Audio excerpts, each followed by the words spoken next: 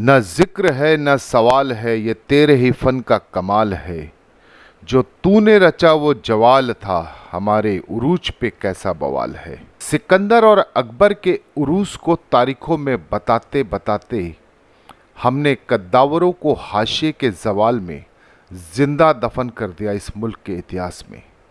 पर कहते हैं ना कि सच जमीन फाड़ कर निकल जाता है, और तब बौनों को न ठिया मिलता है और न ही उनके चाटुकारों को ठिकाना। 300 ईस्वी से 15वीं शताब्दी के बीच कई कद्दावर ऐसे भी हुए इस मुल्क में जिन्हें विस्मित इसलिए किया गया क्योंकि व्यवस्था के दिशा निर्देशों ने जमूरों के मार्फत तारीख अपने स्वार्थ के लिए लिखवाई।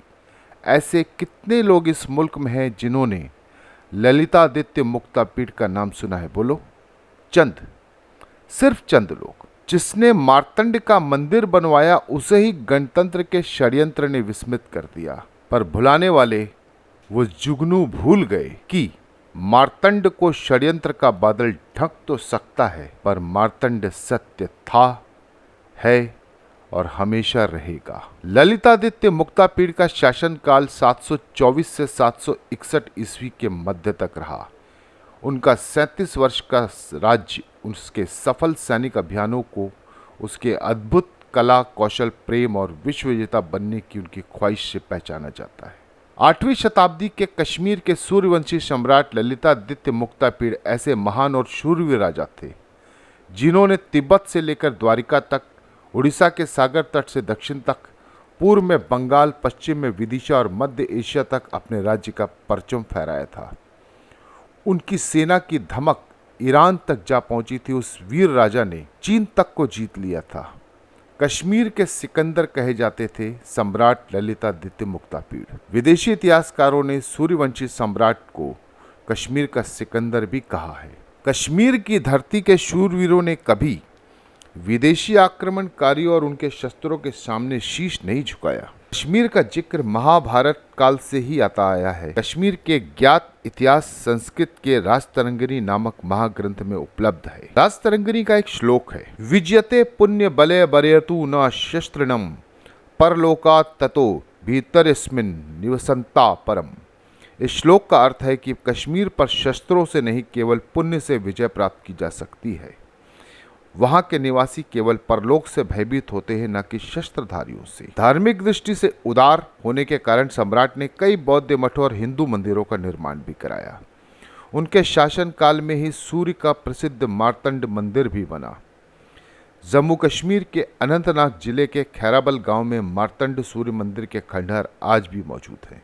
उस मार्तंड मंदिर का, जहां बहुत पहले से सूर्य की उपासना की जाती थी, उसी जगह पर ललितादित्य ने मार्तंड मंदिर का निर्माण कराया। उस मंदिर की कलात्मकता और बानगी का एक छोटा सा नमूना गांधार और यूनानी वास्तुकला का बेजोड़ संगम पर विज्ञान पर आधारित उन्नत वास्तुकला का जीवंत प्रतीक था। सूर्य देवता के मुकुट पर जड़ा जो हीरा हुआ करता था, जब मंदिर के ठीक सामने जो जलकुंड था उस पे सूर्य की रोशनी पड़ती तो सूर्य की वो रोशनी से मुकुट पर जड़ा हीरे से मूर्ति पूरी प्रकाशवान हो जाती थी और पूरा मंदिर सूर्य की रोशनी से सरोबार हो जाता।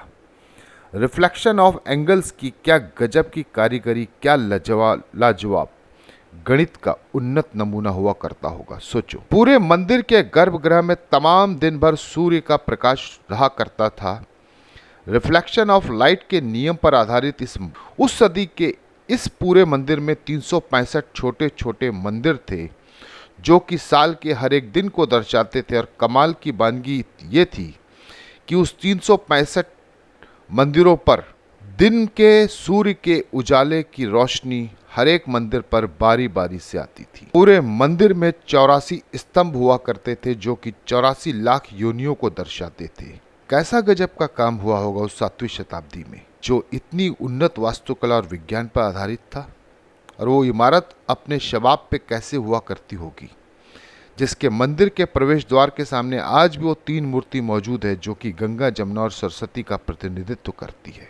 उस कारकोट राजवंश के बाद उत्पल राजवंश के सम्राट अवंती वर्मन ने कश्मीर पर शासन किया और उनके दौर में भी मार्तंड मंदिर के वैभव को सुरक्षित पनाह मिली। लेकिन 14वीं शती के आते आते हिंदू राजाओं का पतन प्रारंभ हो गया। इस पतन का प्रमुख कारण था मुस्लिम प्रचारकों का विश्वास करना। 14वीं शताब्दी के शुरुआत में कश्मीर के शासक राजा सहदेव थे और उनके दो विश्वास पात्र हुआ करते थे। एक थे लद्दाख के बौद्ध धर्म के राजकुमार रिंचन शाह और दूसरे थे स्वात घाटी से आए मुस्लिम प्रचारक सिकंदर शाह मीर। ये वही समय था जब मंगोल आक्रमणकारी डुलचू ने 70,000 सैनिकों के साथ कश्मीर पर हमला किया और अपनी जान बचाने के लिए राजा सहदेव को जम्मू के किश्तवाड़ भागना पड़ा और डुलचू ने कश्मीर में हिंदुओं को अपना गुलाम बनाना शुरू किया। उसी समय कश्मीर के राजा रामचंद्र को सिंहासन से हटाने के लिए शाह मीर ने लद्दाख के राजकुमार रिंचन शाह के साथ मिलकर षड्यंत्र रचा और वो लालच दिया कि कश्मीर पर कब्जा करने में उनकी मदद करे तो वो सिर्फ लद्दाख के नहीं वरन कश्मीर के भी राजकुमार होंगे। शाह मीर के इस लालच के फंदे में लद्दाख का राजकुमार फंस जाता है और रामचंद्र का कत्ल कर दिया जाता है। यही नहीं, बौद्ध धर्म का प्रचार प्रसार करने वाले रिंचन शाह का हृदय परिवर्तन हो जाता है और वह इस्लाम धर्म को अपना लेता और अपना नाम रिंचन शाह से मलिक सदरुद्दीन रख लेता है और इस तरह वह कश्मीर का पहला मुस्लिम शासक बनता है। शाह मीर के इस लालच के फंदे में लद्दाख का राजकुमार फंस जाता है और रामचंद्र का कत्ल कर दिया जाता है। यही नहीं, बौद्ध धर्म का प्रचार प्रसार करने वाले रिंचन शाह का हृदय परिवर्तन हो जाता और वह इस्लाम धर्म को अपना लेता और अपना नाम रिंचन शाह से मलिक सदरुद्दीन रख लेता है और इस तरह वह कश्मीर का पहला मुस्लिम शासक बनता है। और शाह मीर के षड्यंत्र को इससे पहले वह समझ पाता, एक दिन शाह मीर ने लद्दाख के राजकुमार को ही कश्मीर की गद्दी से हटा दिया और उस पर खुद बैठ गया और इस तरह शाह मीर के वंशजों ने हजारों वर्षों तक कश्मीर पर शासन किया और यहीं से हिंदुओं के पतन का और मंदिरों के तोड़ने का काम शुरू हुआ। 1417 में जब सिकंदर जैनुल आबिदीन इस गद्दी पर बैठा तो उसने कश्मीर में बड़े पैमाने पर मंदिरों को तोड़ा। सिकंदर जैनुल आबिदीन को बुत शिकन भी कहा जाता था, जिसका अर्थ होता था मूर्ति भंजक, मूर्ति तोड़ने वाला, मूर्ति पूजा का विरोध करने वाला।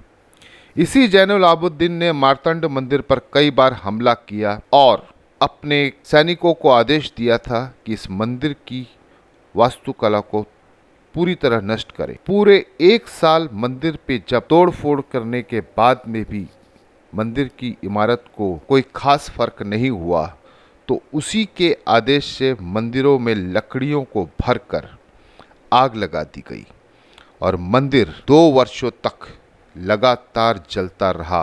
आज भी ये मंदिर की दीवारों पे उस दौर के कालिख और कालेपन जो इमारत में दिखता है वो उस दौर की याद आज भी दिलाता है।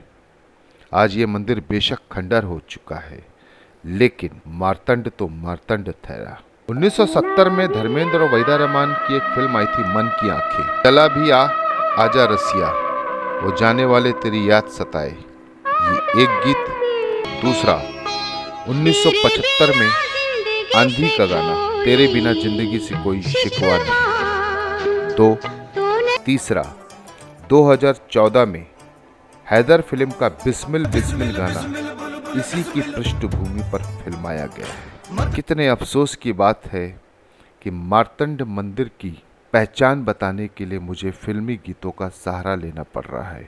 यह इस देश के इतिहास का ही दुर्भाग्य हो सकता है और किसी मुल्क का नहीं। नमस्कार।